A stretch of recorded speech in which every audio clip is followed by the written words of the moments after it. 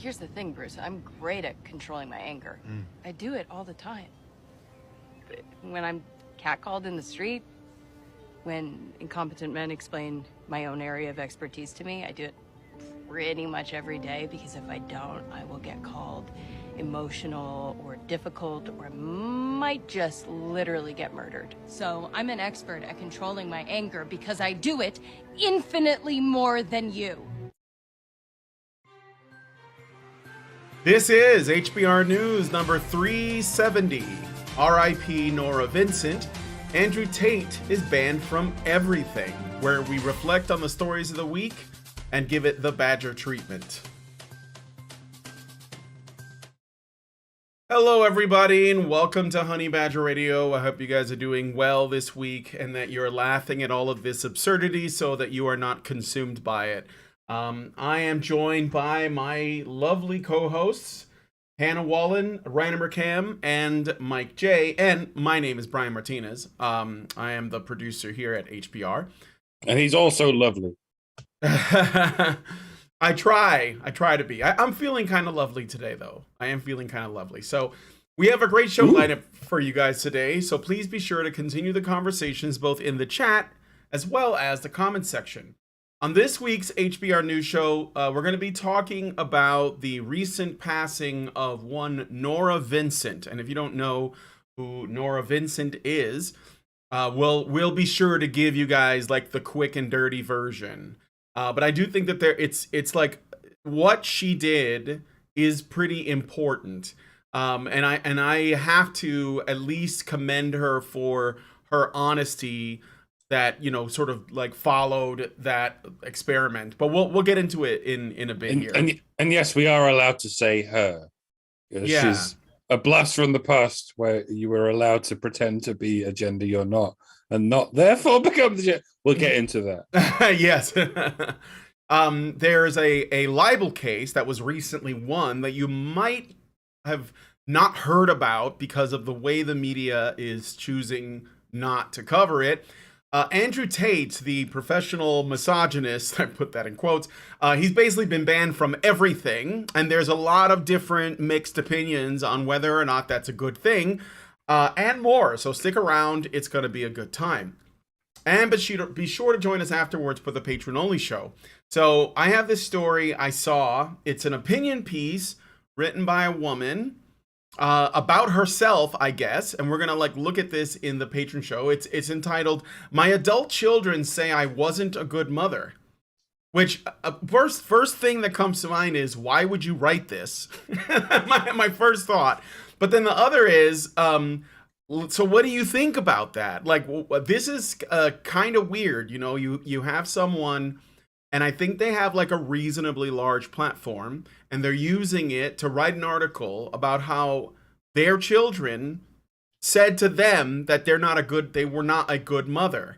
And then like based on the photo here, you know, I'm inclined to agree, but we'll look at the article in the patron show. It's just really a little fascinating when you see articles, and this is actually not uncommon, by mothers, usually feminist mothers, that where they're like kind of like fighting with their kids or talking about their kids in a way that I don't think their kids would appreciate.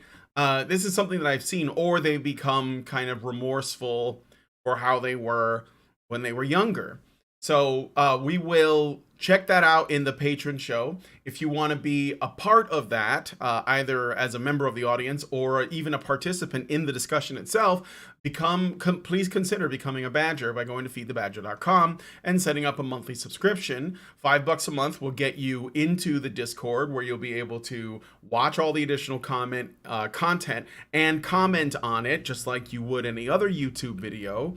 Or if you give it higher levels, you could even be in the discussion with the rest of us and basically give your thoughts and feedback and criticisms, whatever. We know a lot of times there's some debates that go on. There's all kinds of interesting conversation, and this is good because this is what we want. This is the atmosphere that I want to foster. So, and if you don't want to wake up in the morning to find that we have been yeeted from the internet, which is starting to look more and more every day like a potential reality, then please go to badgerfeed.com. That's badgerfeed.com. That's where our content lives. Or you can go to honeybadgerradio.com. Either one of those. All right. So with all of that said, I guess we're going to get into the stories. And the first thing we're going to talk about is Nora Vincent. So let's do that. Let me just put this on the screen. This is Nora Vincent. Mike J, why don't you, I will hand you the floor if your audio is working. Yes, I am here. Can you guys hear me? Yes, we can. Sounds all right. good. Everything sounds good. Perfect. All right. Yeah. So Nora Vincent, the female author who famously posed as a man for over a year and a half to better understand how men interact with one another, has died. While her passing as part of a medically assisted suicide while in Switzerland occurred over a month ago on July the 6th, it was not known until a close friend of Vincent's, Justine Hardy, confirmed it. Vincent was most famous for her 2006 novel, Self-Made Man, in which she details the time she spent posing as a man and infiltrating male groups to better understand the problem that men face. Or problems, plural, that men face. The 18 months spent living as the opposite gender took a psychological toll on Vincent, who eventually checked herself into a mental hospital. At this time, there's no solid details concerning Vincent's assisted suicide.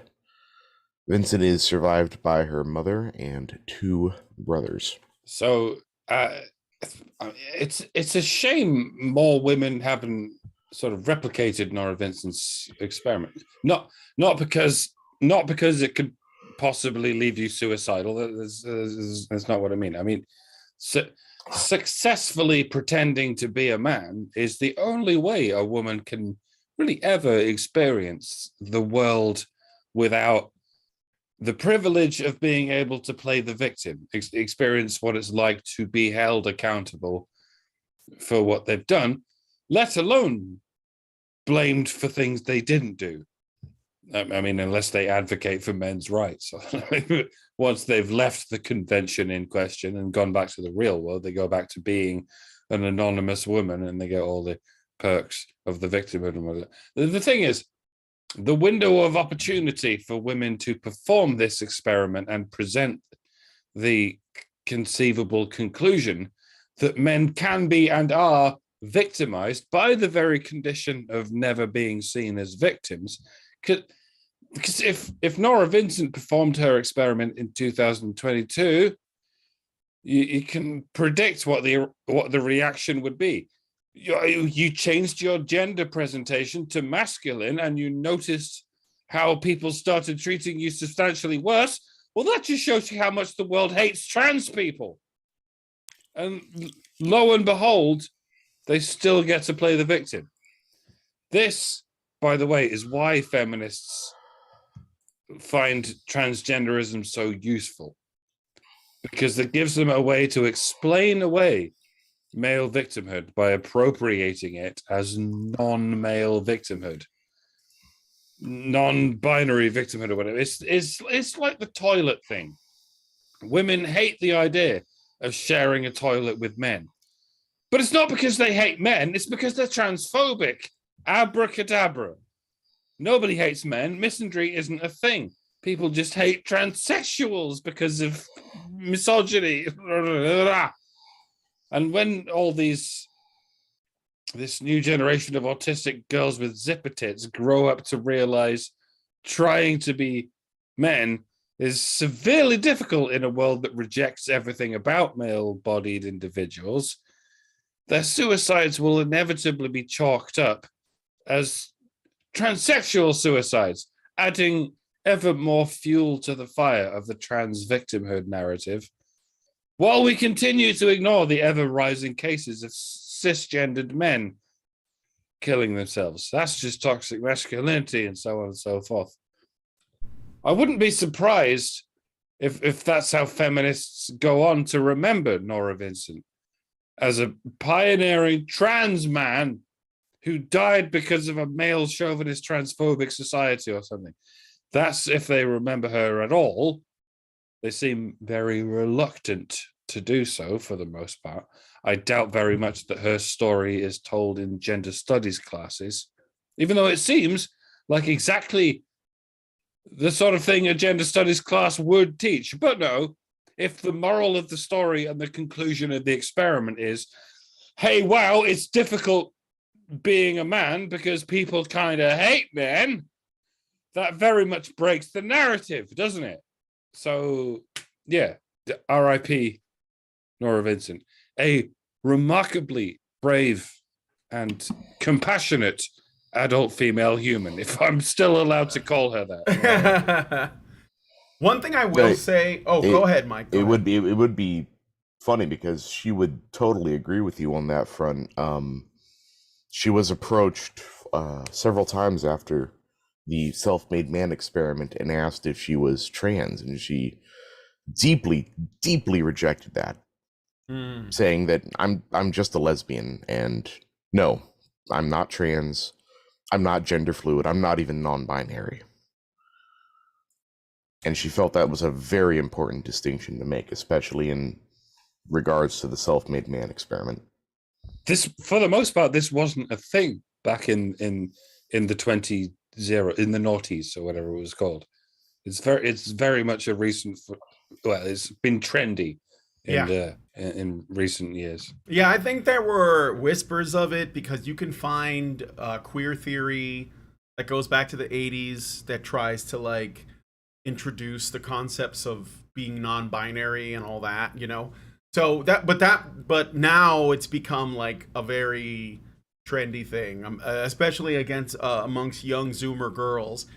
And but yeah, Nora Vincent was, and this is the thing that I want to say that I really appreciate about what she did. So I don't know what her beliefs are. I don't know if she was a feminist. I don't think any of that matters. Because the thing that she's known for is this book and like her experiment, right?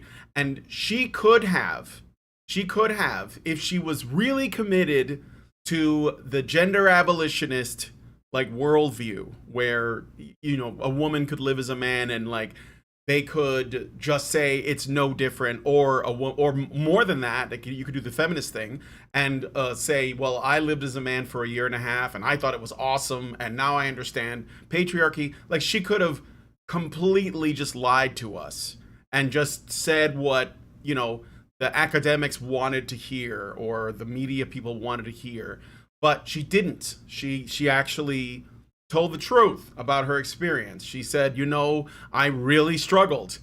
Like I you know, as a living as a man was difficult for a number of reasons. And I'm sure this is another thing too. You know, one of those things that she was doing was dating. And this is like one of these things that like no one in the trans community wants to really talk about. And I know that she's not trans, but like she was living as a man and she was trying to get dates with women. And she was having really bad experiences. And I can only presume that at least in part, it was because women realized that she wasn't a man. And so, you know, like, because if she was going to go on a date with someone, they were going to figure it out eventually, right? So I think that I got to give her credit for essentially being honest with herself and with the press and stuff when she did the interviews about her experience as a man. And the truth is, and this is like, you know, just like to add another layer to it, even Nora Vincent probably didn't really experience some of the worst things that men could experience. You know what I mean? So even then, and again, she had no problem with that. So I think that is just something that I think is deserving of credit, you know? So I'm sorry that happened. I hope it's not like the same, you know, like what caused her to want to become suicidal and then ultimately like get, you know, assisted suicide. I hope that it's not related to this and that maybe it's something else. But yeah, I mean, I did look into that. Yeah. It's crazy. There's really no solid information as to why she opted for assisted suicide. She was not particularly old. She was only in her early 50s. I did note that she had a habit of really getting into her work, as seen in Self-Made Man and other things. Like that wasn't just the only thing she did. She also, after the stay in the mental hospital, she decided to do a thing on mental hospitals.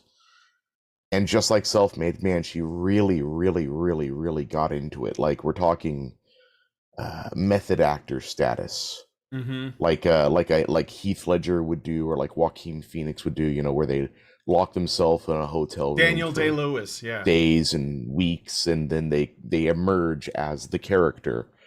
And she did the same thing with her work. She would get super, super into it, to, like I said, at an unhealthy degree. And the one in the mental hospital really messed her up. And the last book, I do believe she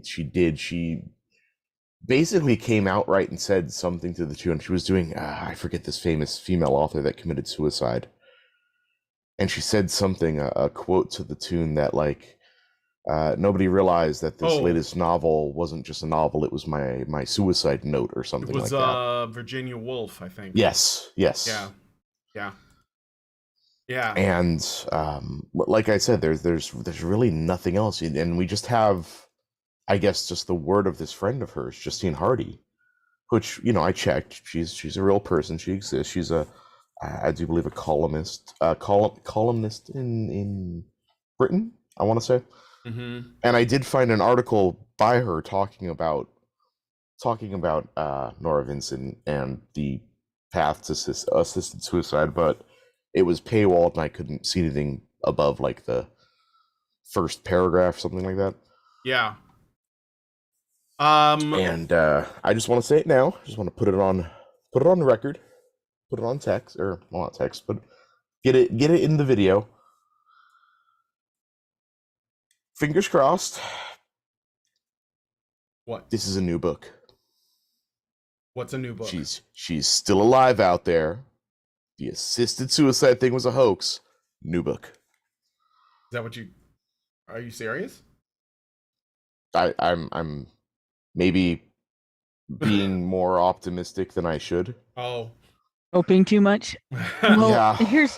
Here's a little bit of information, and not specific to her case, but an article on, and this was the article was published in May, about new regulations this year for doctors dealing with euthanasia cases in Switzerland. And there are people who are like pro-assisted suicide that feel the guidelines are actually too tight.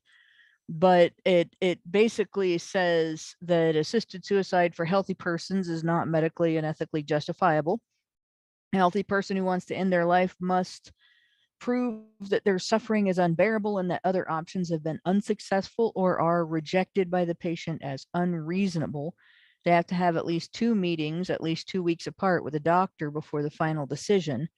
And the doctor has to ensure that their desire is well considered and enduring. So it's unlikely that they're using assisted suicide for very many mental health conditions.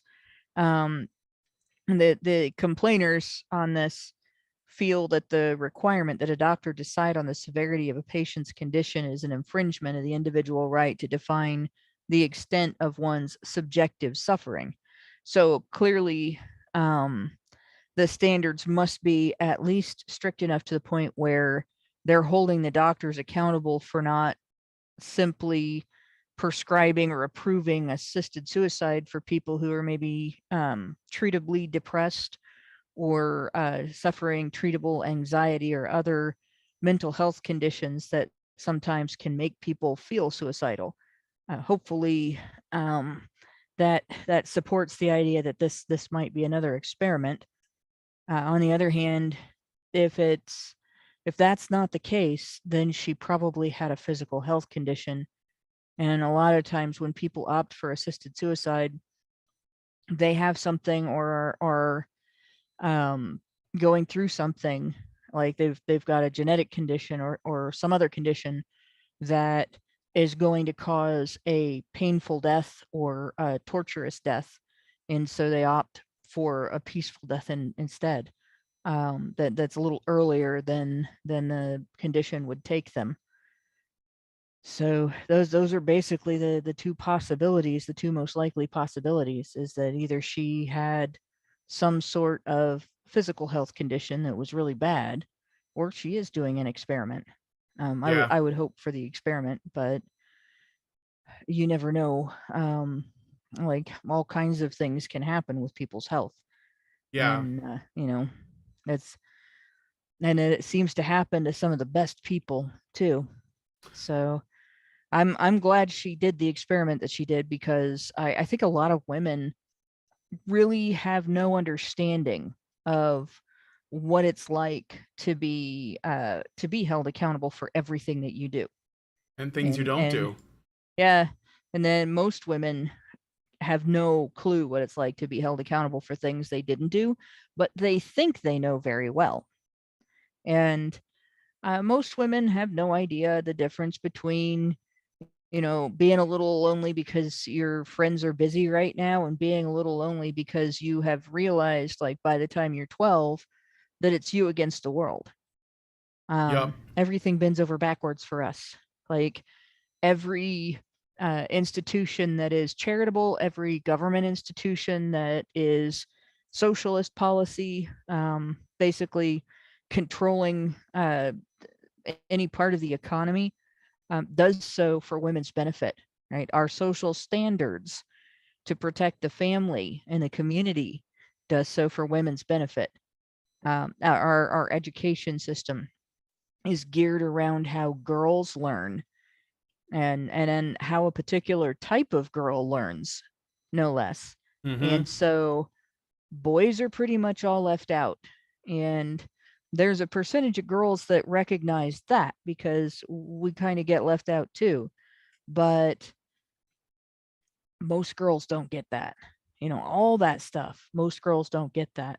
If they haven't been in a situation where their female privilege is taken away, right? If they haven't been in a situation where there's a more privileged female stepping on their turf or stepping on their throat, Yeah. then they have no idea. None. And it can be like a combination of cold water getting thrown in your face and getting bitch slapped at the same time. It's quite an interesting experience, and it's an interesting experience being on the receiving end of it, and it's an interesting experience watching it happen to another woman. So, I think women being able to read the work that she did and consider what she had to say might be helpful for at least women who want to understand the men around them and be better caregivers for them and better partners for them and better friends and colleagues. But I hope that happens. Not holding my breath, but I do hope. Well, like I said, I have a lot of appreciation and respect for Nora Vincent, because she, as I said, firstly, she was curious enough to attempt this, and more than that, she was honest enough to discuss it openly. And I think that if people haven't read Self-Made Man, they should check it out, or you can find videos with interviews with Nora Vincent online if you'd rather just do that instead. Yeah, there's one from ABC that's about 20 minutes that kind of goes over the long and short of Self-Made Man. I would recommend that one. Yeah, and check it out, because it's good. It gives us a little bit more of a broad look at the way that men live, but also what women typically perceive about the way that men live, and where that distortion is at, where there's where the truth actually lies. So anyway, check that out. Rest in peace, Nora Vincent. Thank you for what you did. I appreciate it. Sorry to see you go. You know what's weird is that I was trying to email her literally a week ago. I had tried to contact her some time ago when I first learned about her book, and I never heard back. And then, like, I think I may have tried again, like, a couple years later, because I know that sometimes people are just really busy, and maybe you just have to, like, try them when they're and it's like asking a war veteran about their experiences in a war. It's like, no, yeah. Yeah, it's not. I'd rather not.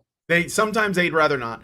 And so, like, literally, like, 2 weeks ago, I went back to, like, find her email address or, like, a website or some social media presence, and I couldn't find anything. And I thought it was really weird, and then I just figured, well, maybe she just, some people just quit the internet, and I can't blame them. And so I thought maybe that's what she did, and then, I learned, like, the other day that she's passed on. I'm like, wow, that's crazy, because I was just thinking about her. So anyway, let us know what you guys think about this story in the comment section, and yeah, we're just gonna move on to the next one. I don't know what else to add except F's in the chat for Nora Vincent. So all right, let's talk about Ray Moore. So this pictured here, I believe, is Ray Moore. In 2017, during the Senate race in Alabama, a Democratic-aligned PAC made false and defamatory statements and allegations against Ray Moore, who is a Republican candidate for Alabama. The PAC capitalized on a sexual misconduct allegation made about Moore. These allegations were widely reported by the media as well and harmed Moore's reputation. And they were also, because he was a Republican, and I think he was kind of like, one of the guys that was like friendly with Trump. They were using allegations against Moore to harm Trump, right? So they made these crazy sexual assault allegations and pedophilia and sex trafficking and all of this.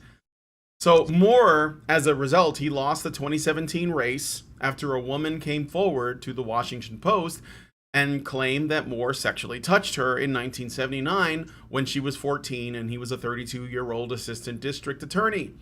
Moore denied these allegations. Other women said Moore dated them or asked them out on dates when they were older teens. Wendy Miller has previously testified that she met Moore when she was 14 and working as a Santa's helper at a local mall. It's so picturesque, isn't it? She testified Moore asked her out when she was 15 or 16, but her mother did not give her permission to go. Moore's attorneys argued the juxtaposition of statements in the ad, because that was like a campaign ad to essentially, slander him or libel him. The ad, let me see, where was I? In the ad, painted Moore in a false light and falsely made it look like he was soliciting sex from girls at the mall. In their ad, they strung quotes together to make a single statement. That's what the jury found offensive. They got up and lied, and they said they didn't intend that, Jeffrey Scott Wittenbrink, an attorney for Moore, said. The Senate Majority PAC had argued that the ad was substantially true. An attorney said they planned to appeal. Ben Stafford, an attorney representing the Senate Majority PAC, said in a statement, an email, quote, "No amount of deflection or distraction from Roy Moore will change the fact that multiple individuals testified under oath to corroborate credible accusations against him. Many others have come forward to make their allegations public at serious personal cost. We do not think that this verdict is the right decision, but we believe the facts are clear and this ruling will be overturned on appeal."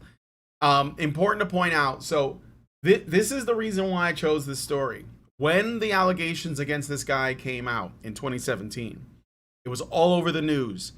And of course it was, because it was politically expedient for the media to push this story, even though there was no evidence that any of this happened.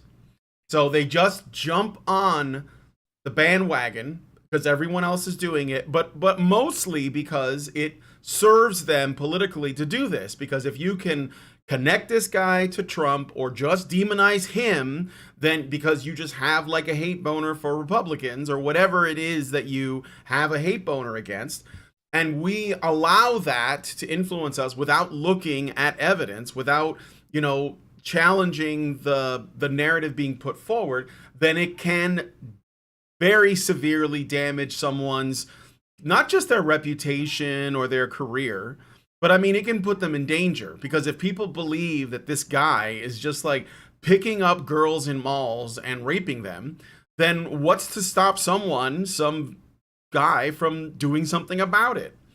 But well, remember there was also a hearing and on somebody, and evidence was presented, and it turned out that it was false, or else evidence was presented in the media and it turned out that it was false. They had the yearbook that they claimed he signed, and they passed it through handwriting experts and said, that doesn't look like the same handwriting. And the woman even then eventually said, I think it maybe was after the fact, but she said, yeah, no, I signed it myself in his handwriting. Yeah, that turned out to be completely manufactured, not real evidence. And so there was a concerted effort to convince the public that this guy was dangerous to young women. Yeah. And the other side of this is the outcome. So he filed a lawsuit for libel. He won. He got paid, but that's not really like the most important part. The most important part is that he won his lawsuit, which means he is exonerated from those allegations. But the media is not widely reporting this at all. So, like, you know, if you hear this from Bloomberg, Washington Post, The Guardian, MSNBC, CBS, ABC, NBC, the BBC, the ABC, everyone is talking about this guy, and everyone is saying he's like basically raping children. And then he goes after them for libel. He wins, and nobody says anything. So what does that do in the mind of like a common citizen that's just sort of like, you know, if you ask them about this guy, and they maybe if they live in Alabama, is that what the state is? We just double check it really quick. If they happen to live in the state where this guy is in, they might have heard that he won his case, but there's actually a pretty good chance that no one will hear it. And that means that if they don't hear it, they're just going to presume that he is, like, the state of his case is in the same place it was the last time they heard something, which is to say that he was just guilty. So my point is that what the media chooses to tell you is one thing, obviously, that you should be skeptical of. But what the media does not tell you is just as important, because they leave things out because they know if they don't report it, or they just pretend like it's not that big of a story, and that's like their excuse for not saying, okay, it turned out that we were all wrong about this guy and that he hadn't done any of the things that he claimed, and in fact he won his case, so we should probably not call him a rapist and a pedophile anymore. Well, if they're not going to do any of that, they're not going to address any of that, they're not going to issue a traction, or if they do it really low key, like so that they can say they did it, but it just so happens that nobody saw it. Well, I think that's just as much of a problem, and this is something that, again, we have to be aware of, especially when it comes to these allegations. So yeah, the feminist media, they never admit to being wrong. They just wait until they get fired. Bye, Brian Stelter, and so on and so on. See you later, potato. Anyway. Something else that goes wrong when the media widely reports a lie and then won't touch the truth afterward when it comes out is that later on, like a year from now, 2 or 3 years from now, and we saw this with the Trump-Russia conspiracy, that whole conspiracy theory turned out to be a total flop. It was based on nothing but lies. You had an entire scaffolding where every piece of the scaffolding turned out to be a lie that was held up by another lie. And the lies at the base were actually really transparent lies. And the only reason that it gained any ground was because there were people who desperately wanted it to be true. But if you look into it today, Unless you use something other than Google, you get a lot more media reporting that makes it look like it was legitimate and he just got away with it than you do reporting that tells what really happened and what was really found out. Yeah. You have to look really hard and use exactly the right search terms and know what stories to look for and so on. And a lot of people don't do that. 5 years from now, it might be even worse because a lot of the mainstream establishment media didn't report on the debunking of each quote fact as it turns out to not be fact. And so that's all gone, you know. Yep. And if you look at news reporting about us, you find mostly hit pieces, right? You don't find any factual information about us. And that is how they destroy people's reputations. A little smack at a time. And over a long period of time, people eventually only see the bits that were chipped at, you know, the bits that were marred and damaged by that false reporting, and they never actually see the real story underneath. Mm-hmm. And in case I like mispronounced, his name isn't Ray Moore, it's Roy Moore. I have that written down. So I may have said Ray Moore, but if I did, it was an accident. I meant to say Roy. So all right. Does anyone have any other thoughts on the Roy Moore story? All right. Well, that's I've got one small one that okay. Looking back on it, it looks like Roy Moore, the coordinated attack against him really was sort of the tip of the spear with this thing. Like this was looking at the plan, it was like the proto Kavanaugh takedown. Yeah. It's like they A/B tested everything, found out what worked, and went, we can use this against every single one of our political opponents from here to the end of time. And that's what they did. Yeah. I mean, and it's become just the go-to now. And that's why men can never allow that to work. At this point, I could go so far as to say, I don't care if you think you have seen conclusive proof that a candidate is a sex abuser. If there hasn't been a hearing, a real honest to goodness in the courtroom hearing where evidence was presented and he had every opportunity to present exculpatory evidence under better law than we have today, because today's law does deny men the right to present some exculpatory evidence. If that hasn't happened and he hasn't been found guilty under that circumstance, then he's not a sex offender. Yep. And you shouldn't treat allegations that he is a sex offender as a reason for you to vote against somebody. Yep. Exactly. And you know what? It does mean, I think, if you are going to be involved in men's issues, or you want to talk about these things, you have to defend due process for people you don't like. I mean, you because the importance of the premise of due process is so high. It doesn't matter if the person that you're calling, that you are, essentially advocating to get due process. It doesn't matter what your personal feelings are about them. It doesn't matter if they said offensive things or done offensive things. Like, you have to defend it on principle, because if you don't, then really good people will get screwed. Because if that erodes, then anyone can be like targeted, and it'll always come down to essentially a power grab. So you just have to, like, if you can't pick and choose, and that's why I went to Roy Moore. I don't know the guy, but I know that was wrong, and that's what matters. So, all right. Anyway, let us know. It's wrong every time, even Joe Biden. When Joe Biden was being smeared with allegations of creepiness and all of that, that's one of the things that we all said is due process matters. Don't make this a reason why you don't vote for the man.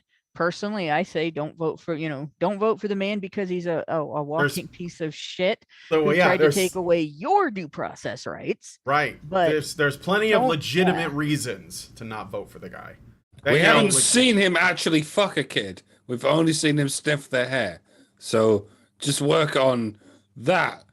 Well, and we can't even be sure of that, because in several instances, the people from the pictures that were presented as evidence that Joe Biden was a creep came out and said, that's not what that was. That's not what was going on there. The one woman said he was just leaning in to reassure her that she looked fine after falling on the ice, that she was nervous, that she looked all disheveled and crap. And he was like, no, you look fine, which, he might have been. Well, there was that one there's a girl lot that of, there was one girl that leaned away. told a different story about Joe, and media got real quiet about her after she came out and said some things.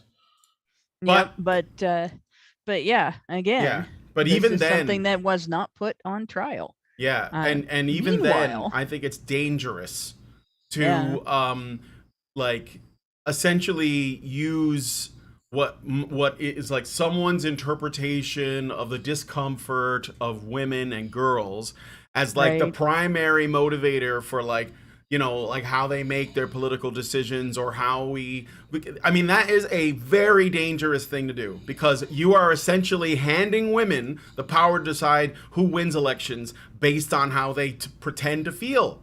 And that's not how this works. Like, we're supposed to be talking about things like policy. We're supposed to be talking about things like, law. We're supposed to be talking about things like, what are we going to do about economy or jobs, or to avoid this war. And instead, it's like, he made me feel uncomfortable. And everybody's like, well, we can't vote for that guy. Like that.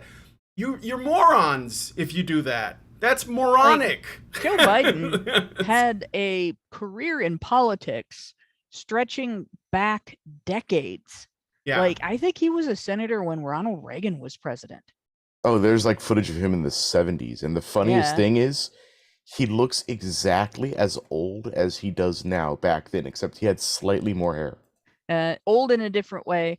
And he was never a great speaker. He was a fairly passing speaker who engaged in plagiarism and Yeah. actually lost a presidential election, I want to say, because of that. Yeah. A bid years and years ago. Didn't Also help. because he was just a dipshit.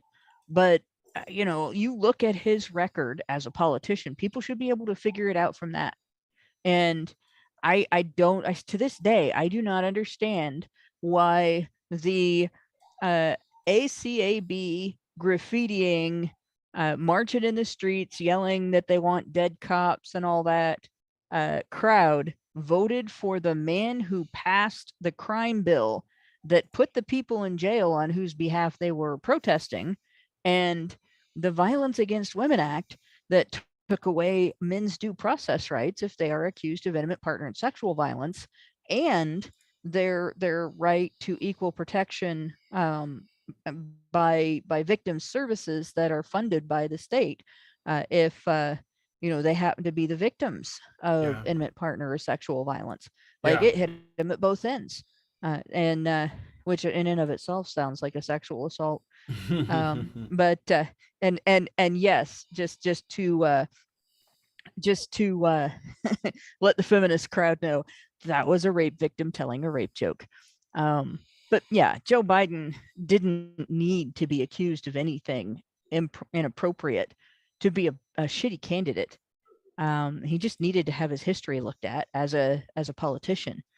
It really blew my mind how many people have allegedly voted for him in the last election, knowing those things, and how much it contradicted with their beliefs and their activism. Well, yeah, Well, there's a saying about candidates on both sides. Republicans fall in love with a candidate. Democrats fall in line. Yeah. The power of Orange Man Bad was the strongest factor in last presidential election. So many people weren't exactly voting for Joe Biden, just against as Donald much Trump. as they were voting against Donald Trump. Yeah, and they were voting against because they were so sick of every news network constantly talking shit about Trump, and they're like, I don't want this to go on anymore. I want. How's that working out for y'all? I want my news networks to talk about real news rather than constantly bitching about Trump, so I'm going to vote against Trump. Well, how about stop listening to that bunch of liars? Pick better news networks. That's a good place to start from. All right, we got to get on to the next story. But I got some super chats, and I wonder if I have any super chats too. Let me just. So super chat, Derm Loft gives us €2 and says, "R.I.P. Nora, safe journey." Yes, nothing but respect for what Nora Vincent did. Thank you, Derm Loft. And Meredith G gives us $5 and says, "Honey for the Badgers." And I think that's it right now. So now we're going to move on to the next story. Let us know what you guys think about that one in the comments. And now we're going to be talking about another person who I think has been severely mistreated on the internet. Andrew Tate. And I know you guys probably have heard about him. So Andrew Tate, now widely known as a controversial manosphere content creator, has been yeeted from basically most social media. I think the only thing he has left is a BitChute channel. That's basically that he controls anyway. His online celebrity seems to have spiked in recent months from his TikTok presence, where he has now been permanently banned. TikTok videos tagged #Andrew Tate have been viewed 13.8 billion times. This followed his ban from Meta platforms, Instagram and Facebook, only days prior. His YouTube channel was disabled yesterday. So all of this happened at the same time. All right? Bear that in mind. This is very important. TikTok, Instagram, Facebook, and YouTube banned him at the same time. And those are separate companies, supposedly. His YouTube channel was disabled yesterday, which had about 768,000 subscribers. Formerly a kickboxer and a contestant on reality show Big Brother, also, I guess he's a professional chess player, Andrew Tate has made most of his fame with his podcast, clips of his content, and appearances on other shows mostly, which some are calling a violent, misogynistic world. A spokesperson for TikTok said, "Misogyny and other hateful ideologies and behaviors are not tolerated on TikTok, and we are working to review this content and take action against violations of our guidelines. We continually look to strengthen our policies and enforcement strategies, including adding more safeguards to our recommendation system." End quote. Hope Not Hate. Yes. Hope Not Hate, a far-left group based in Britain, created a petition earlier this month calling for Tate to be banned from social media. Quote, "The effect that Tate's brand of vitriolic misogyny can have on the young male audience is deeply concerning," the group said in its petition. "We also know that misogyny can be a gateway to other extreme and discriminatory views." Right.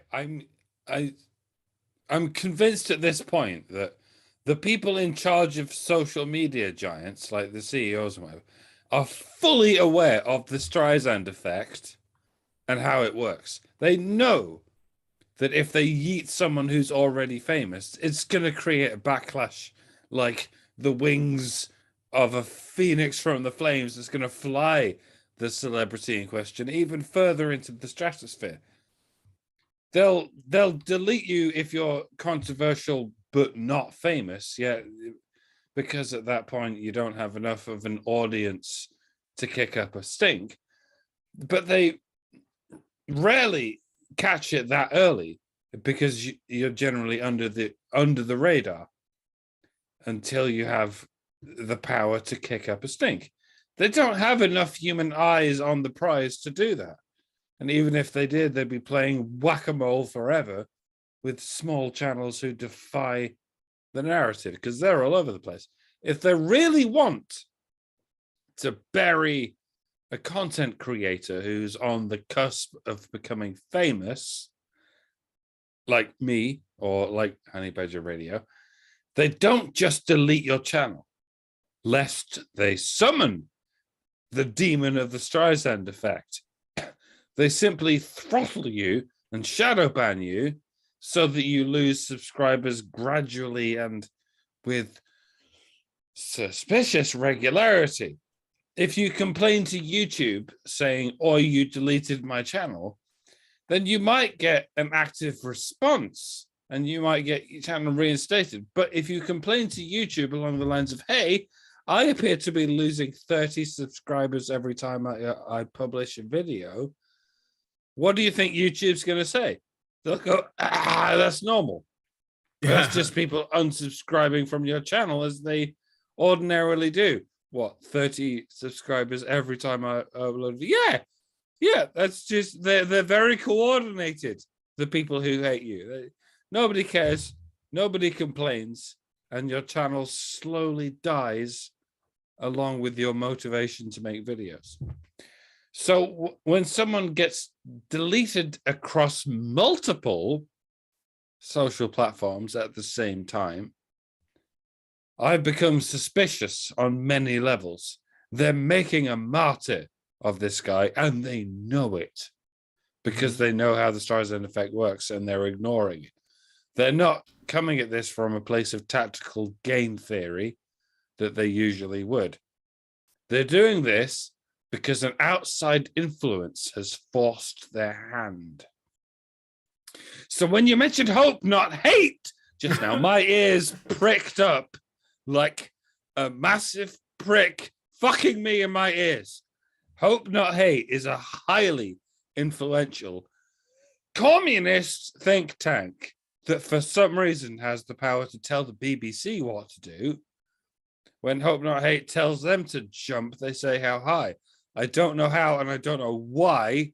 So it doesn't surprise me that they have the same power over not just one, but multiple social media platforms, even TikTok, a Chinese company that will bypass their usual slow choke tactics and reluctantly risk giving their enemies an injection of Streisand energy if and when Hope Not Hate tells them to.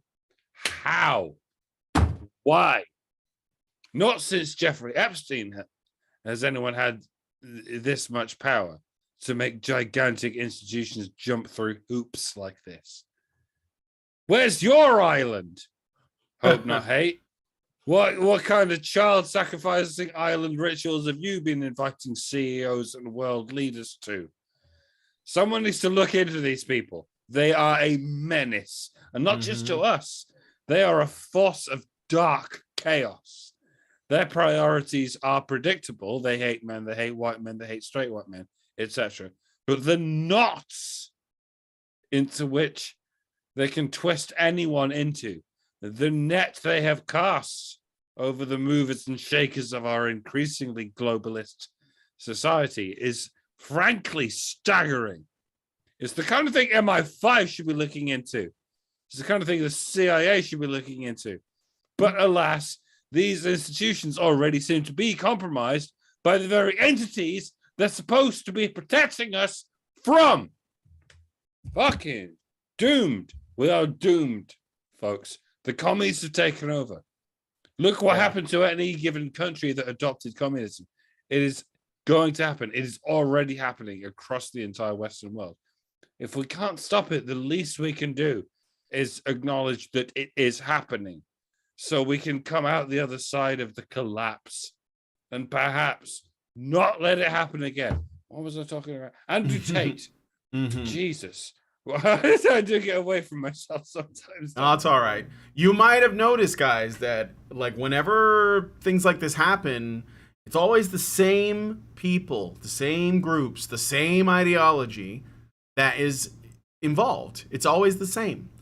And why? Okay, so one of the things that I thought was of why I picked this story, I thought it was, why would, okay, here's the thing, like Andrew Tate, whatever you want to think about the guy, that's your business. I don't think that there's anything that he has ever said that warrants this treatment. And I know that he said edgy shit, okay? But I don't care, because you can find very easily feminists with massive audiences that are all over social media, not banned, no hit pieces, saying much worse things about men. So there is absolutely no equivalent, okay? So in my opinion, I don't care if this guy is mean on the internet. I don't think that's he's being targeted for, I think, a specific reason. And this is like, you know, there are even MRAs that have gone after this guy because they're afraid that, like, you know, some of his statements or whatever are gonna, like, they're afraid that it's gonna taint them and their reputation. So they basically get online and they try to you know, condemn Andrew Tate in the strongest of terms, and they called him a misogynist. These are MRAs saying this shit, okay? And they call him a misogynist, and they say that he truly is one of those, you know, guys that hates women and is violent and everything. And the only reason they're saying it, because there's no evidence of any of this. No evidence. So the only reason they're saying it is to protect their own ass. And the truth is, it doesn't matter. This is like what I can't see why people can't understand this. Andrew Tate will be associated with us no matter what. There's no getting away from it. So you know what we should do is just embrace it and be like, I don't give a fuck. So if you tell me you're just like this guy, I'd be like, I don't fucking care. Fuck you. You guys are way worse than anything this guy's ever said. And this is like what we can't be cowards, because that's what they're relying on. And ultimately, this is about controlling the discussion or any conversations and the culture itself online. That's what it's about. Like, why would they target this guy? And this is like really important, because I think I know, okay? So Andrew Tate mostly talks about dating, and he essentially like offers advice to men about how, and to young men about how to essentially like get the most out of life, right? So he talks to them about hard work. He talks to them about building businesses. He talks to them about being fit, you know, and like asserting yourself as a man, right? Not putting up with people's shit, the importance of things like honor. Yes, sometimes he says mean things to girls who are debating with him, but most of the time those girls deserve it because they're bimbos or their thoughts, and he's just putting them in their place. Fine, I don't think that's a problem, because thoughts exist and they need to be put in their place. But like, we don't live in that society, right? Everyone wants to control language, especially when it comes to the way that men talk about women. This is the reason why they get so upset. So he does all this and he attracts an audience of young men. And when I say young men, I mean like Zoomers. So we're talking about Zoomer guys that are like, you know, just becoming interested or just taking notice of girls, or they're starting to like, you know, get interested in things like dating and sex and relationships. And this guy is speaking to them. And on the other side of it, and this is like a thing I don't know people can see, but there's actually a battle going on, a massive battle on places like Twitch for the hearts and minds of young men. And on one side of it are people like Hassan Piker, who has moved over to Twitch to essentially debate normie Zoomers on things like feminism and communism and socialism and all of this, right? And he's built a massive platform because Twitch is run by those same kinds of people, and they generally support them and they help them get bigger. And then this guy Tate comes along and he debates those people and he demolishes them. And so, and that's why he became popular, because he was all about, you know, like self growth, right? And men, young men, not MRA guys, because MRA guys are generally concerned with things that affect older men a lot of the time, like, you know, divorce and child custody, and these are all very important. But if you're like 13 years old and you're horny as fuck, you're trying to figure out how to like date women. We're not offering that. I mean, we talk about it, but it's not what we're like, what this kid is looking for. That's why he found a guy like this. And we have to accept that guys like this are going to exist. Okay? And so he's actually offering them. So what is that battle that I'm talking about? It's basically you either become a foot soldier for leftists, because that's what they're doing, or you basically like do you. And you like build yourself up. And that's what this guy is promoting. That's why he's popular. And then take on top of that, okay, so you get like your occasional influencer type guy who is like sharing important wisdom or whatever with young guys that are trying to like figure out their masculinity. They're trying to figure out what it means to be a man in a world that hates men, in a world that essentially teaches them that their masculinity has no value and that it's actually causing a lot of pain. And so this guy comes along and says, none of that's true. That's all bullshit. You have it in you right now to build yourself a pretty decent life. And so men listen to this guy. And we're talking about younger guys, right? So because I think his message is ultimately positive and it goes against what the establishment message is that's directed at men, the Hassan talking points, the Destiny talking points, the Vosh talking points, and those guys are all big on Twitch, okay? Because of that, it's attracting a lot of men who kind of like are starting to see through the bullshit, of just living to serve women in society and just shut up, slave, and do as you're told. And they're rejecting that, right? So that's the reason that social media is doing everything in their power to remove this guy.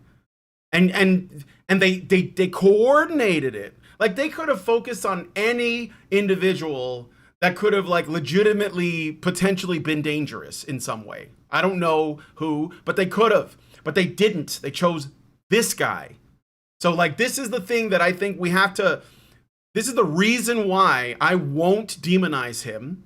And I will defend his right to have a platform, because I know that even though there are probably better qualified guys to talk about this stuff, he's the one that's doing it right now. And I'd rather it be him than like Bosch or Hassan. So I think this is very important. And it's also very important to note that they came for Milo, they came for Lauren Southern, they came for Alex Jones, they came for Stefan Molyneux, they came for Tommy Robinson, and now they're coming for this guy.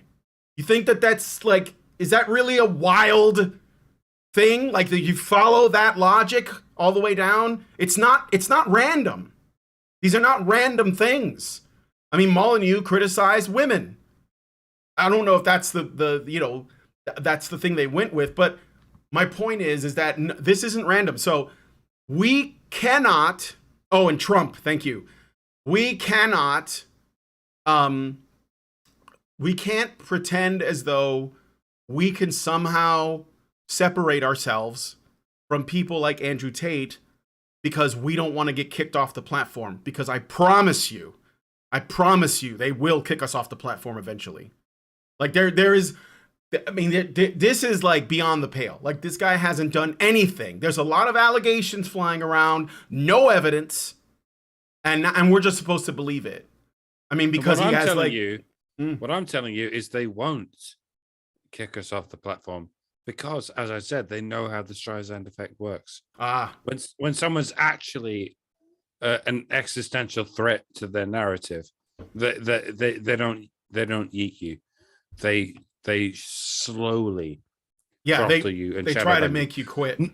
No one gives a shit about Only Badger Radio anymore, even though we were here before anyone else, and we've been going strong for fucking 10 years now. Mm-hmm. If they really want to get rid of you, they don't yeet you. They shadow ban you. They throttle you. So I don't know, folks. Maybe give a platform to those of us who have been slowly throttled and shadow banned. And I say this quite in vain because it's not going to happen. Because it's famous people who get the platforms. Yeah, and that's all. And they know that, and that's why they do what they do. They keep the they keep the people who are impulsive on the platform because they know that they're just gonna die at any point just because they can't keep up the chaos that they do.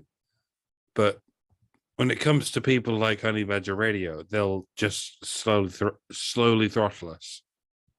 And when it comes to people like Andrew Tate, they'll suddenly yeet them because that'll be in the news cycle for like a week, like it has been, and then it'll disappear, and then he'll get his moment in the sun, and then he'll die because he is kind of he's kind of a dick, to be honest.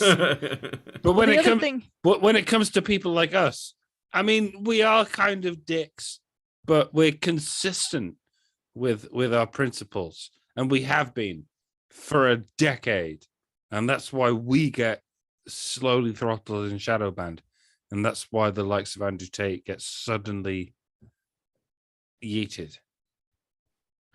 And the other thing, it would be nice if the famous people could let us on our shows to say, hey, we exist, but they're not gonna. And the powers that be know this. They're surprisingly intelligent when it comes to this kind of game theory. Mm-hmm. The other thing that's useful to pay attention to, or important to pay attention to in this situation is, because this guy was more openly a dick, in some ways, and because he was good outrage porn for feminists, it is useful to the narrative for someone like him to be pulled out in public, shown to everybody, and then forcibly crashed and burned by the system. The system being MasterCard and Visa tell a lot of these social media platforms who can and cannot speak on the basis of who they approve of, who their administrations approve of. And that, like, he's not the first guy that has been banned on several social media platforms simultaneously. Yeah. Right. That happened with Alex Jones, and it was coordinated, and they were upfront and said it was coordinated, and they admitted that it was in part at the behest of MasterCard. Like, we talked about that when it happened. And Enrique Tarrio, I forgot to mention him too. Yep. And this is a pattern of behavior, right? This isn't just something that, this guy happened to this guy and we're just talking about it because, wow, no, this is something that they do. But they're not going to do it to us, because there will be people that'll say, oh, it was unfair. This was really wrong. These guys are just due process advocates. These guys are just father's rights advocates. Whereas they will get a lot of approval from certain sectors of the political spectrum for,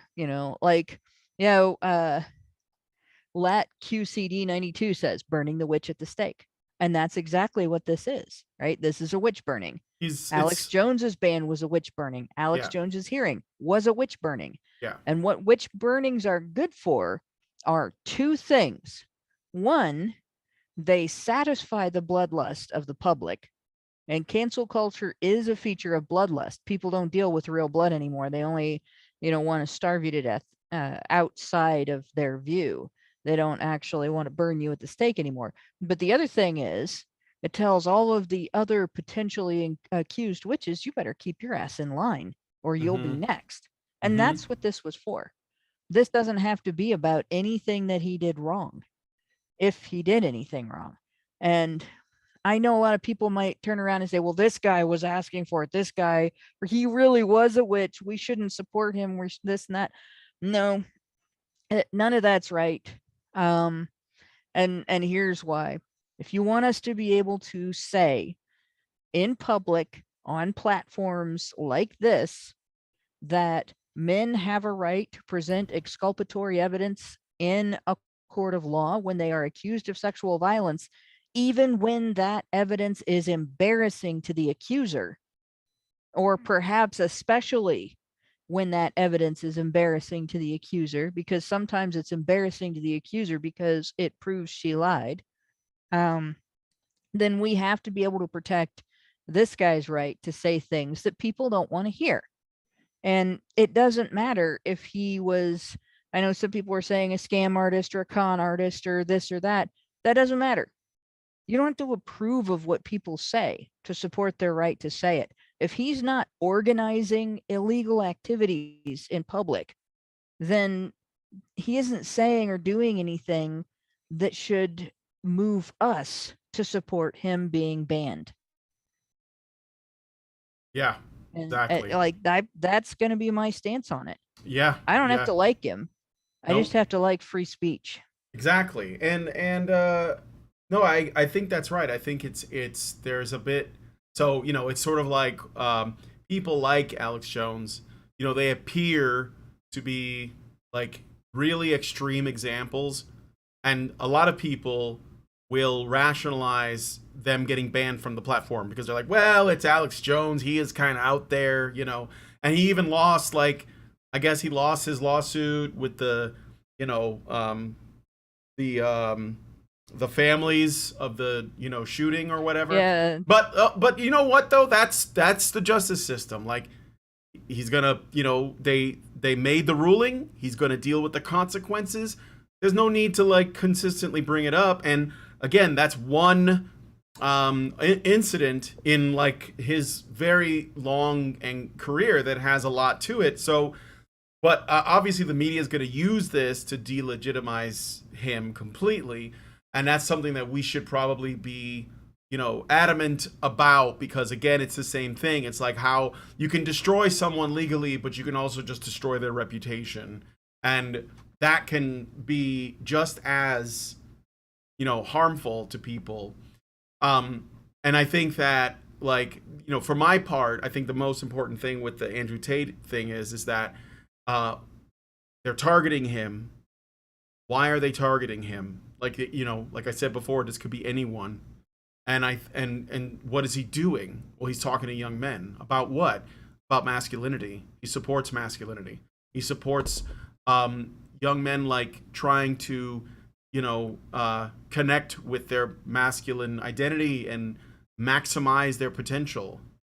Well, that doesn't sound dangerous at all when you break it down to what it really is. And even though he said like edgy things, if you go online and you just put Andrew Tate into like the search engine on YouTube or Twitch or whatever, you will find endless clips of him essentially expressing his views, and they almost all revolve around things about masculinity and things that are, you know, basically generally pro-male, right? And so what does that mean? That means that this is what young men are connecting with. This is what they relate to. Not the other stuff, not the stuff that they cherry pick and use to demonize him. It's that. And it's really, really fascinating that is what that's the message that they're trying to stop from getting out. I think that men are legitimately a threat to these people. Like, men, just as a group, they are a threat to them. Because if they wake up and realize that they don't need these people, and that they can, like, make their own way, and that their opinions matter, and that they can also vote, and that they can also, you know, alter the culture, and they can take charge of their lives.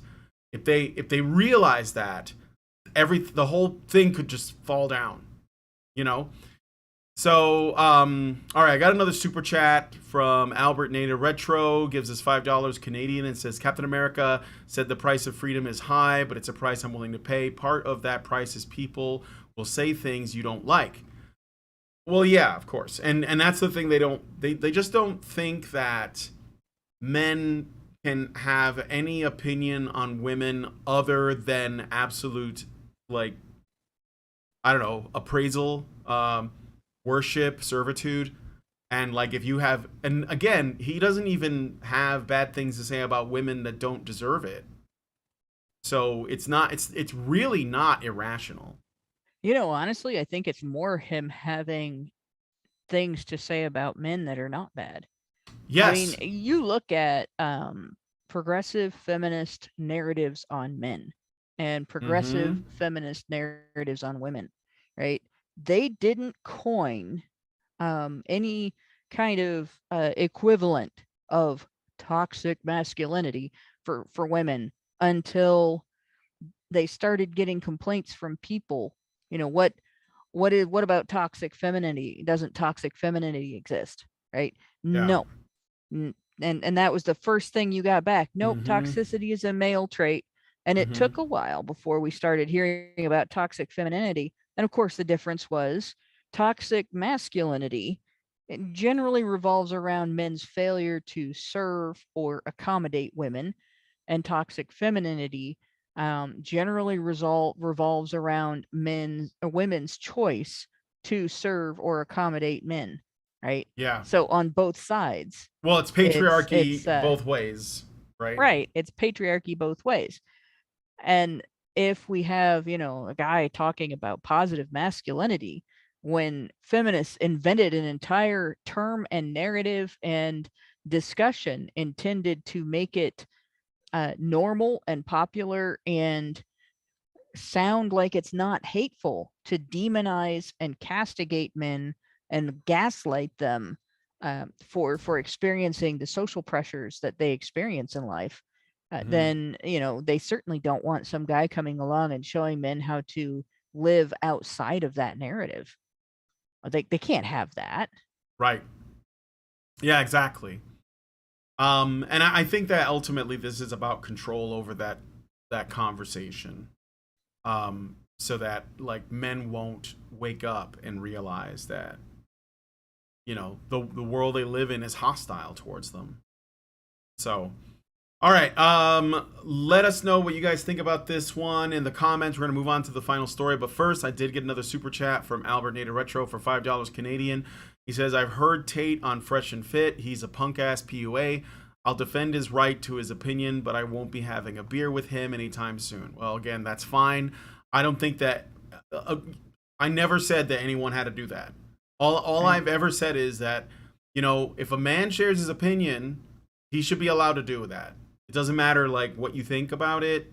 I don't have a bad impression of him, but I think it's really gross, and I mean that, really gross, to just throw this guy under the bus because you're afraid of how the media will frame you because of his existence. Because no matter what, like if Andrew Tate died tomorrow, they would find someone else to be the new Andrew Tate, just like they did with Rollo. That's what they did with Roosh V. That's what they did with Paul Elam.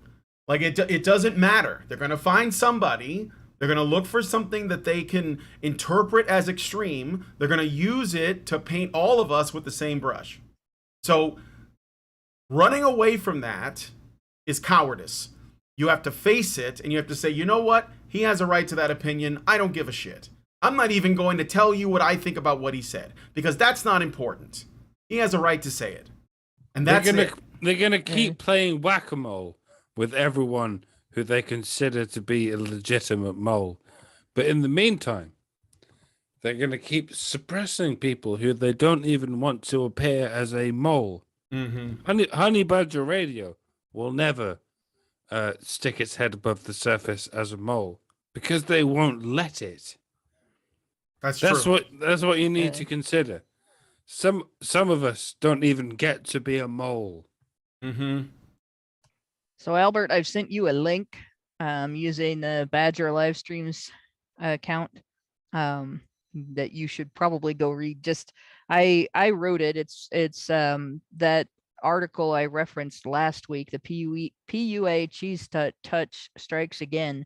Oh yeah. And cheese touch is a reference to I can't think of the name of the stupid story.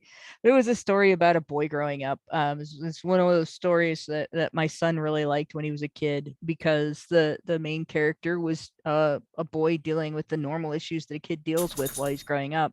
Even had a girl bully. And the cheese touch reference, I'm sure, probably can be found all over the internet as well. But the article is essentially a description as to why we cannot allow the mainstream media, feminists, the cancel culture that exists on social media and everything to Diary of a Wimpy Kid. Thank you, tree surgeon. But we can't allow them to tell us that we have to support silencing anybody or condemn somebody, or anything like that. Like, Yeah. we don't have to disavow. Yes. We simply don't. No.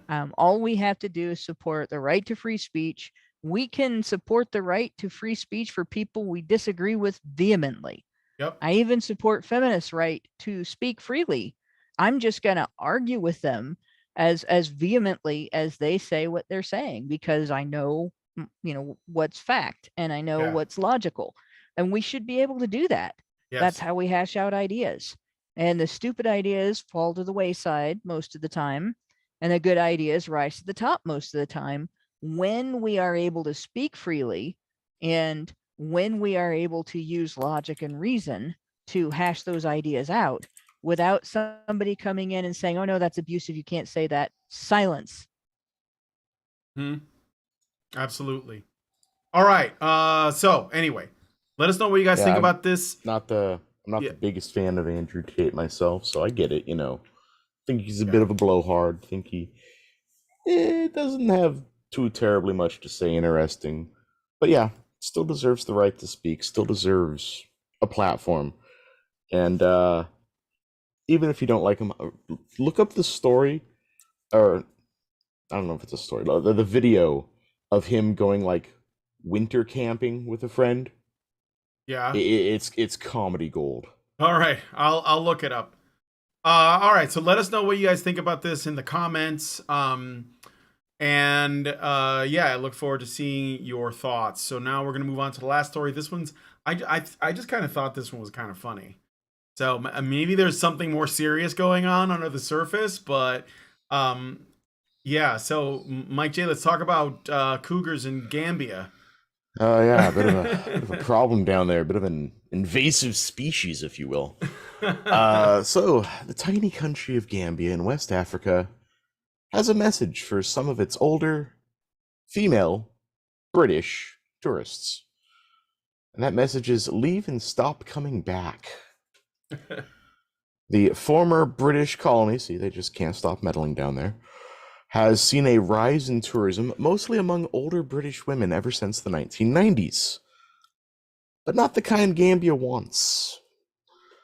Women, usually older and usually from Britain or Europe, flock to Gambia in order to have sex with younger African men.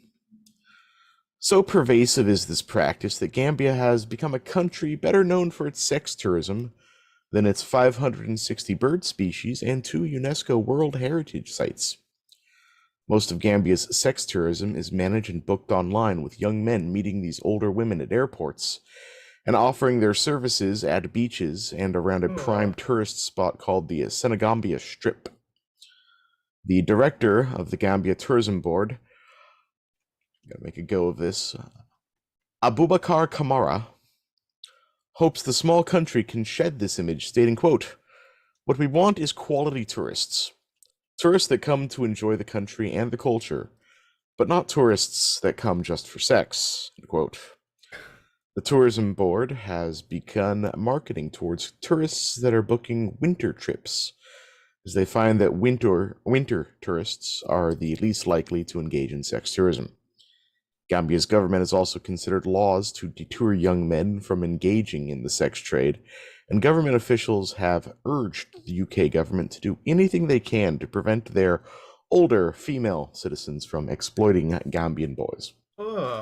I remember a similar story about this from way back in the day, covered in this very show in like 2014.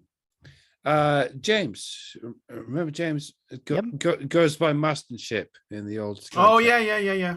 Yeah, he used to do the backroom stuff when we were still on Blog Talk, and he did a reading of a similar story. Yep. I don't know if it was Gambia. I think it was a Caribbean island. Jamaica. I want to say Jamaica. It's something like that. This isn't a newly emergent phenomenon. It's been going on for a while.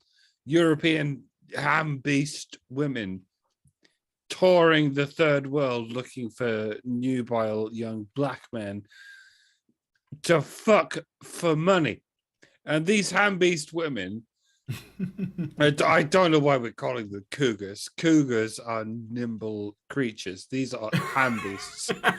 So these ham-beasts who go to third world sex stores, they, of course, complain that they're being extorted by the male prostitutes they're harvesting. Like, how dare they expect to be paid for the privilege of running their fingers over the sandpaper flesh of my swollen purple beaver? I thought they really loved me. Ugh. Point is, these ham beasts don't just do this because they can't get a man in their own country. Mm-hmm. They do this because they hate the men in their own country. These rich, pampered cunts. The more rich and pampered they are, the more likely they are to take for granted the men who provided them with the privilege of being rich and pampered. Because European women think they own European men. Yeah. I mean, they do. Legally speaking, they pretty much do. They can do whatever they like to European men with impunity. That's why they feel free to criticize them and abuse them. And that's why they find such men so boring. So they go to exotic countries where they can indulge in the fantasy of men they don't own. They still have to pay them for their sex and for their company, but they get a thrill from the idea that they're using someone else's property from a race of men whom they don't feel quite as much moral superiority. So yeah, this scourge of European ham beasts touring for male prostitutes is going to continue as long as they're being taught and conditioned to hate European men. By all means, Gambia, please do express your distaste for the abuse you're receiving from them. Please do lay these moral band-aids over the problem being spilled in your direction, and we'll try to play our part, not by not creating yet another generation of fat, useless dumpster fire women who hate everything familiar to them. I think oikophobia might be the word. You work on the cure, we will work on the prevention. And when I say we, I mean a scant handful of those of us who give the slightest shit about valuing men. I'm afraid we're still somewhat outnumbered. Oh, but we're doing our best.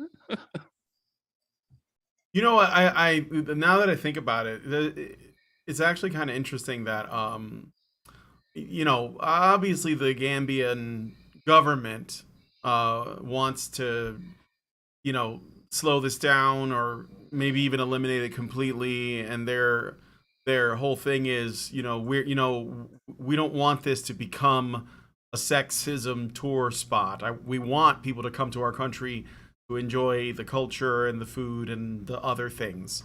But it seems like this is what most of the, you know, older women come here for. And their concern, I suppose, is cultural, because they don't want it to just be like, you know, how people joke about Thailand, and like they joke about how they just go to Thailand for the lady boys and the prostitution or something like that, right? But Thailand isn't just that. It's not just lady boys and prostitution. I know that's crazy, but they have a bunch of other stuff, and that's their primary concern. But the thing that I was thinking about is kind of funny, is that if this was a story about a bunch of British and European men that are much older, that are going to some like country only for sex tourism, only to like find young women, you know, like maybe even very young. We don't know because they just said young. Well, they call them toy boys, so I don't know what that means. Like could they be underage? I don't know. Yeah, some of them could be underage. Yeah, I mean, and there's been that discussion is about a that in thing, the past. yes. There is a problem with middle-aged women seeking out teenagers. Yeah. And it's really bad. And when men do it, it is criminalized. Yes. Even if prostitution is legal in the country they go to, if they go there from a country where it's illegal, it can be criminalized. Yeah. And so the way the story reports it is oddly like it's sort of even presented in a somewhat humorous tone. Like, oh, it's so funny that all these older women are coming to this country to bang young guys, you know, on the beach and stuff. Like, isn't that weird and funny and like kind of, well, you know, go get yours, grandma, you know, kind of a thing. But I think that if this was, and I'm sure there are places where, you know, maybe the same thing happens but involving men, but it's not, it's about like how it's being reported. So just something that I noticed, it might not mean anything, but I think that because we generally see women's sexuality as like non-threatening, I think that we have a tendency to just be like, that's okay. This is like look at, you know, all the ways that the media reports on teachers raping their students, you know, when they're female teachers and the students are male. They don't even call, when I say rape, some people might be in the chat and they're like, whoa, that's extreme. But it's like, no, if they're underage, that's technically rape. And that's usually the case. And we would definitely call it that if it was a male teacher and a female student, but we don't do that the other way. So like, why? It's because we don't think of female sexuality in the same way we think of male sexuality. We think of female sexuality as largely harmless, you know, and maybe even something worth celebrating. Like if you get laid by your teacher, you're supposed to be happy about it. Or some people see, when you get into an argument with somebody and they say stuff like that, you show them a picture of Andrea Dworkin and just say, what was it? What if it was this woman? Yeah, right. You know? Like, would you feel the same way? Yeah. You know, you're looking at it in totally the wrong way here. And if something is unhealthy and you have to see the ugly side of it, like the easily viewed ugly side of it, in order for you to understand that, then you're not seeing the whole picture. Just like, yeah, some kids might want to eat nothing but ice cream, right? Just ice cream every day, breakfast, lunch, dinner, you know, all day, maybe 16 snacks in the middle of the day, ice cream. But you don't let your kid do that because it's not healthy. Yeah.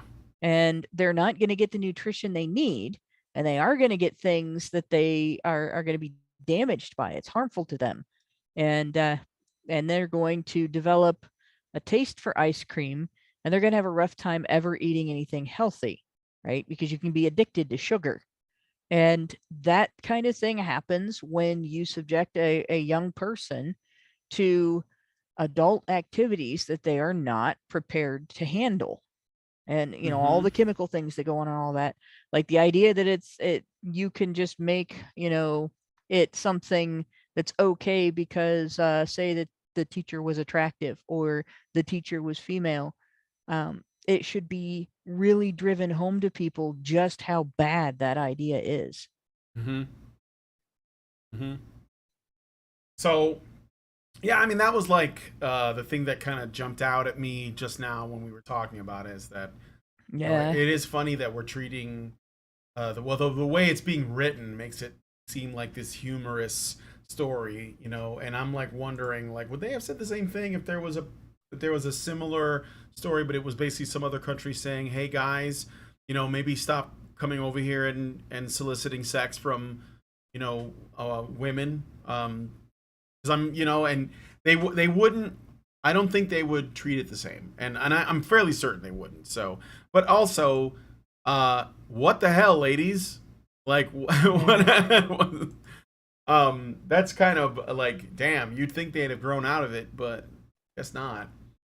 Well, there is a paper. I haven't found access to the full paper, but there's been attention to this at least as far back as 2006.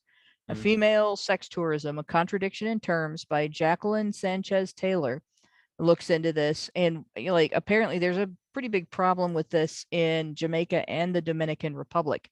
So I would say probably a lot of less regulated nations and a lot of nations that are big tourist areas probably have a major problem with this.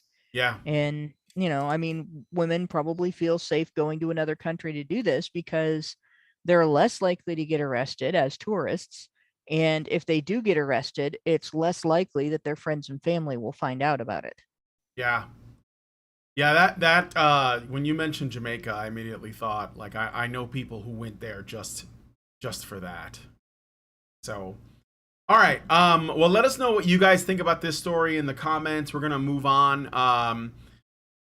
I got another super chat here, so I'm gonna go ahead and read it out, and then we're gonna head into the patron only show to discuss this article. My adult children say I wasn't a good mother. This could be, I don't know, it could be fun, I hope. Albert Nada Retro gives us $5 Canadian and says, I got the link, but like I said, Hannah, I don't like him. I don't like what he says. He's a crappy example of men, but I don't agree with censoring him. That's fine. Like I said, the disavowal is a mistake. I really do think that that puts us on our back feet, and it legitimizes silencing people on the basis of things that they have said that people don't like. Even if you don't agree, say, I disapprove of censorship in the course of your disavowal. Like, it's there are no buts to disapproving censorship. Yeah. And also, like, I mean, if we just don't agree on this and you just have your view and we have our view, why do I get the sense that you're trying to convince us of something because you sent like 3 super chats about it?